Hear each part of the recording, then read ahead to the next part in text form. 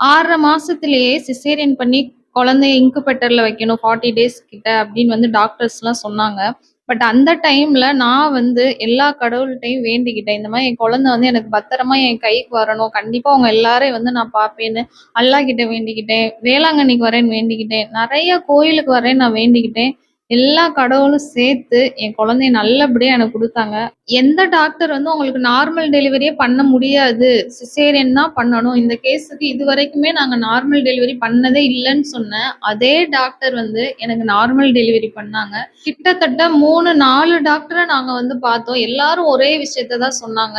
கடைசியா நாங்க நம்புனது கடவுள மட்டும் தான். எல்லா கடவுளும் சேர்ந்து எங்களுக்கு வந்து ஒரு அதிசயம் தான் சொல்லணும். இது வந்து அதனால எல்லா கடவுள்ட்ட வந்து என்னோட குழந்தைய வந்து நான் கூட்டிட்டு போனோம். இன்னைக்கு தடவையா நான் வந்து தர்காவுக்கு வந்து என் குழந்தைய கூட்டிட்டு போயிருக்கேன். இந்த வீடியோ ஃபுல்லா பார்க்கணும்னா கீழ லிங்க் இருக்கு. கிளிக் பண்ணி பாருங்க. Thank you.